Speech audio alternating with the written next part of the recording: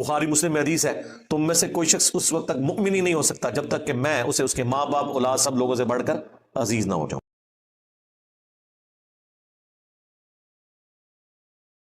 کہانی بنائی ہوئی ہے، جھوٹ پہ جھوٹ بولتے جاتے ہیں۔ تو یہ وہ تعلیمات میں آپ کو بتا رہا ہوں موٹی موٹی جو ان کے کلیم ہیں۔ اور جی بزرگ تھے تو وہ ان کا ایک مرید تھا، اس کی بیوی حافظ قرآن تھی، وہ بیچارہ کوہرا تھا، وہ پریشان ہو گیا، بیوی نے کہا میرے نڑے نہ لگی جو تک تو بھی حافظ نہ بڑھے۔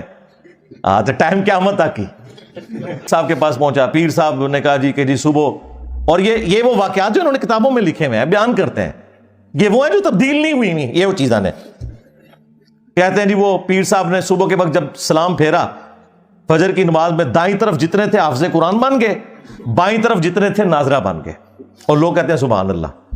اس طرح کوئی حافظ قرآن بنتا ہوتا تو صحابہ صفا کا جو چبوتر ہے 155 صحابہ کا، ان میں سے جو احادیث روایت کرنے والے صحابہ ہیں وہ تو چند ایک ہیں، حضرت ابو ہریرہ رضی اللہ تعالیٰ عنہ، اور ان کے لیے بھی خاص دعا تھی، بخاری مسلم میں آئی، میں پھر جو بھی نبی علیہ السلام سے سنتا تھا یاد کرتا تھا۔ لیکن انہوں نے بھی یہ نہیں ہوا کہ نبی علیہ السلام نے کوئی دائیں طرف سلام پھیرا تو ان کو ساری حدیثیں یاد ہو گئی ہیں، محنت سے یاد کی ہیں بعد میں بھی۔ یہ میں آپ کو فرق بتا رہا ہوں، ورنہ یہ اتنے لوگوں کی نبی علیہ السلام تعلیم کا اہتمام کیوں کرتے تھے؟ حتیٰ کہ مسند احمد میں آیا کہ غزوہ بدر کے جو قیدی تھے کافر، ان کے پاس پیسے نہیں تھے کہ تم لوگ مسلمانوں کو لکھنا پڑھنا سکھا دو۔ نبی علیہ السلام نے تو نہیں کہا کہ جس نے لکھنا پڑھنا سیکھنا ہے میرے پیچھے نماز نیت کرے، دائیں طرف سلام پھیروں گا سارے حافظ ہو جائیں گے، بائیں طرف سارے ناظرہ ہو جائیں گے۔ اس کا مطلب ہے کہ جو کچھ تم اپنے بزرگوں کے بارے میں کلیم کر رہے ہو نا، واقعات، وہ سب کے سب خود فراڈ کے اوپر مبنی ہے۔ ہم جو تم لوگ صحیح بیان کرتے ہو نا وہ بھی صحیح ماننے کے لیے تیار نہیں۔ جی شیخ عبد القادر جیلانی نے فرمایا کہ میرے سلسلے میں جو بھی داخل ہو گیا، اندازہ کرے غیر پیغمبر جو 500 سال بعد آیا اس کے بارے میں کلیم کر رہے ہیں، اللہ نے اسے گارنٹی دے دی ہے۔ رسول اللہ کے بعد جو کہہ رہے ہیں نا مجھے اللہ نے گارنٹی دی ہے، تو سمجھ لو کہ اے مسلمہ کذاب دا چھوٹا بھرا ہے، خواہ غلام احمد قادیانی دجال ہے یا کوئی اور ہے۔ ہم نہیں کہتے کہ عبد القادر جیلانی نے یہ کہا ہوگا، لیکن ان کی ضد ہے۔ ہم کہتے ہیں اگر ضد ہے تو لو سامو، پھر فتویٰ لو ساڑھے کو لو۔ تمام اولیاء کی گردن پہ میرا پاؤں، توبہ توبہ، اور یہ آگے سبحان اللہ پڑھ رہے ہوتے ہیں۔ عقل کا ماتم کرے جی، میرا مرید جو ہے وہ مشرق میں ہو اور میں مغرب میں، اور اس کا ستر کھل جائے تو میں پہنچ جاؤں گا۔ میں کہا بڑو سچے قادری،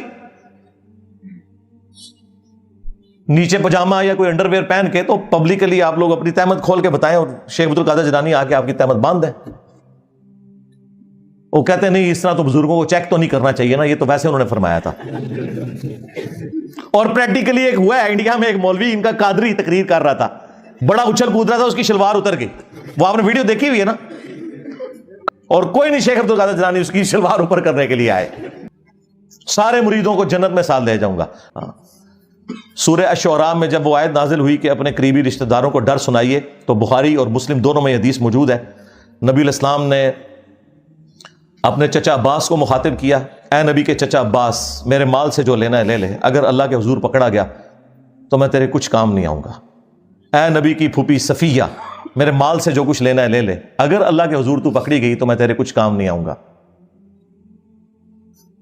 اے نبی کی بیٹی فاطمہ، اگر اللہ کے حضور تو پکڑی گئی تو میں تیرے کچھ کام نہیں آؤں گا۔ اندازہ کریں۔ اور ادھر یہ لوگ کہتے ہیں جی ہم اپنے مریدوں کو بھی ساتھ لے کے جائیں گے جنت میں، اس وقت تک جنت میں داخل ہی نہیں ہوں گے۔ برانہ جملے کہ اولیاء کی گردن پہ میرا پاؤں ہے، سیدھا ان کی طرف قصیدہ غوثیہ منسوب کیا ہوا ہے۔ اور وہ پیر میر علی شاہ صاحب کے دربار کے اوپر جمعے کے دن مصطفیٰ جان رحمت پہ لاکھوں سلام تو کبھی کبھار ہی پڑھا جاتا ہے، قصیدہ غوثیہ بل وہاں پہ پڑھا جاتا ہے۔ یہ قیامت تک سورج جو طلوع ہوگا وہ مجھے میری اجازت سے طلوع ہوگا، مجھے بتائے گا کہ کیا کچھ ہونا ہے، پتہ نہیں کیا کچھ کہانیاں لکھی ہیں نے۔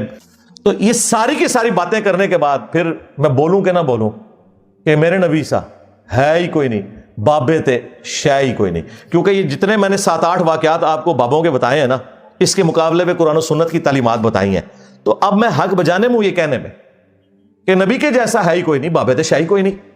جو چیزیں نبی علیہ السلام ان کے صحابہ کے لیے نہیں ہے، تم نے بابوں کے لیے کلیم کی ہیں، تو ہم کہہ رہے ہیں نا یہ ہم بابوں کو توہین کے طور پہ نہیں کہہ رہے۔ اور ویسے بھی تم نے ہمیں خود یہ کہانی پڑھائی ہوئی تھی کہ جی کوئی بڑے سے بڑا غوث قطب ابدال ہو، وہ کسی صحابی کے گھوڑے کے قدموں کی خاک جو گھوڑے کے نتنوں میں بیٹھے، یہ جو ایک کہانی پوری انہوں نے بنائی ہوئی ہے، کول بھی بڑھائی ہوئی ہے.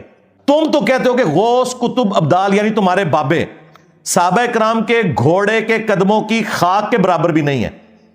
جانوروں سے بدتر سمجھتے ہو غوث کتب ابدال کو تم. ظاہر ہے جانوروں سے بدتر سمجھ رہے ہیں. ہم تو اس بات کو نہیں مانتے.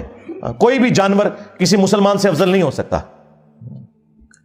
بہرحال تم کہتے ہو کہ وہ ان گھوڑوں کے قدموں کی خاک جو ہے نا وہ افضل ہے تمہارے غوث کتب ابدال سے. تو میں تو چھوٹی بات کر رہا ہوں بابے تشیعی کوئی نہیں. مجھے تو کہنا چاہیے کہ ابو بکر عمر عثمان و علی جیسا ہے ہی کوئی نہیں. تیرے بابے شیعی کوئی نہیں. تیرے بابے تھے ابو بکر عمر عثمان و علی کے گھوڑے کی خاک کے مقابلے میں بھی شیعی کوئی نہیں. مجھے تو یہ بولنا چاہیے. تو بڑا ہلکا جملہ بول رہا ہوں. رجوع کرنا پھر میں دیتے بھی جی بابے تو شیعی کوئی نہیں, بابے تو شیعی کوئی نہیں.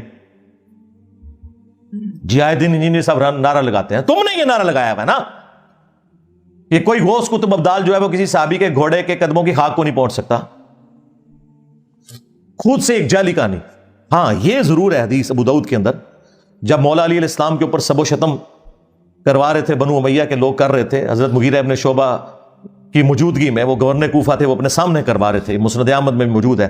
جدھر پھر ان کو بڑا غصہ آیا حضرت سعید ابن زید کو جو عشرہ مبشرہ میں سے تھے اور حضرت عمر کے وہ بہنوئی تھے. انہوں نے کہا اوے مغیرہ, اوے مغیرہ. اور ایک روایت میں آتا ہے اس ظالم کو دیکھو اپنے سامنے ایک جنتی کے اوپر لعنت کروا رہا ہے. میں نے خود رسول اللہ سے سنا تھا ابو بکر جنت میں, عمر جنت میں, عثمان جنت میں, علی جنت میں, طلحہ جنت میں. عشرہ مبشرہ والی انہوں نے حدیث سنائی اور انہوں نے کہا کہ یاد رکھنا تم بعد کے لوگ جتنے ہو نا تمہیں عمر نو بھی مل جائے نا تو جو نبی کا صحابی نبی صلی اللہ علیہ وآلہ وسلم کے ساتھ جہاد میں شریک رہا اور اس کے چہرے کے اوپر گرد آ گئی مٹی اس جہاد کی وجہ سے, تو کوئی شخص جو ہے عمر نو بھی اسے مل جائے نا, وہ پوری زندگی نیک اعمال کرتا رہے نا, وہ صحابی کے برابر نہیں ہو سکتا. حدیث میں یہ تھا کہ جس صحابی کے جسم پہ گرد آ جائے جہاد کرنے کی وجہ سے اس صحابی کے برابر, عمر نوح کے برابر بھی کسی کو عمر مل جائے وہ نیک اعمال کرتا رہے نہیں پہنچ سکتا. انہوں نے کہانی بنا دی کہ جی گھوڑے کے قدموں کی خاک کے برابر بھی نہیں. تو جب تم کہو کہ کوئی بڑے سے بڑا غوث کتب ابدال کسی صحابی کے گھوڑے کے قدموں کی خاک کے برابر نہیں, تو تم خود ہی کہہ رہے ہو نا بابے تشیعی کوئی نہیں. ہم تو پھر بھی بہت بڑی بات کر رہے ہیں کہ نبی کے جیسا ہے ہی کوئی نہیں, بابے تھے شیعی کوئی نہیں. تم نے تو یہ پڑھایا ہوا ہے کہ صحابی کے گھوڑے کی خاک جیسا ہے ہی کوئی نہیں, بابے تشیعی کوئی نہیں. تو میرا نعرہ تم سے بہتر ہے اللہ کے فضل سے, لیکن توجہ نہیں تھی. صلو علی محمد وآل محمد, اللہم صلی علی محمد وعلی آل محمد واصحاب محمد وازواج محمد وامت محمد اجمعین الی یوم الدین آمین. اللہم انی اسألک بانک انت اللہ لا الہ الا انت الاحد الصمد الذی لم یلد ولم یولد ولم یکن له کفوا احد. اللہم صلی علی محمد وعلی آل محمد. ربنا آتنا فی الدنیا حسنہ وفی الآخرۃ حسنۃ وقنا عذاب النار. ربنا آتنا من لدنک رحمہ وہیئ لنا من امرنا رشدا. لا الہ الا انت سبحانک انی کنت من الظالمین. اللہم اغفر لحینا ومیتنا وشاہدنا وغائبنا وصغیرنا وکبیرنا وذکرنا وانثانا. اللہم من احییتہ منا فاحیہ علی الاسلام ومن توفیتہ منا فتوفہ علی الایمان. اے اللہ جن ان بھلائیوں کا سوال تیرے محبوب صلی اللہ علیہ وآلہ وسلم نے تجھ سے کیا, ہمارے حق میں, ہمارے ماں باپ کے حق میں, ہمارے بیوی بچوں کے حق میں, پوری امت کے حق میں قبول و منظور فرما. جن جن چیزوں کے شر سے تیرے محبوب علیہ السلام نے تیری پناہ طلب کی, تمام مسلمانوں کو ان چیزوں کے شر سے اپنی پناہ عطا فرما. بالخصوص فلسطین کے مسلمان, کشمیر کے, چائنا کے, انڈیا کے, افغانستان کے, یمن, عراق, شام, پاکستان, جہاں کئی مسلمان کس پرسی کی زندگی گزار رہے ہیں, غیب سے ان کی عزت, آبرو, جان و مال کی حفاظت فرما. اے اللہ ہمیں کتاب و سنت کی تعلیمات پر عمل کر کے دوسرے بھائیوں تک پہنچانے کی توفیق عطا فرما. اے اللہ جو مسلمان فوت ہو چکے ان کی مغفرت فرما, جو زندہ ہیں قبر و آخرت کی تیاری کرنے کی توفیق عطا فرما, جو بیمار ہیں انہیں شفاء کلی عطا فرما. حاضرین کے دلوں میں جو جو نیک اور جائز دعائیں ہیں قبول فرما. تمام مسلمانوں کی تمام دینی, دنیاوی, جسمانی, روحانی, ظاہری, باطنی پریشانیاں, تکلیف, مصیبتیں, دکھ تر, بیماریاں, دشواریاں دور فرما. اے اللہ ہمارے ملک پاکستان کی خیر فرما, پورے عالم اسلام کی خیر فرما. عالم اسلام کو اندرونی اور بیرونی خطرات سے محفوظ فرما۔ سبحان ربک رب العزت عما یصفون وسلام علی المرسلین والحمد للہ رب العالمین وصلی اللہ علی النبی الکریم وعلی آلہ واصحابہ اجمعین الی یوم الدین آمین۔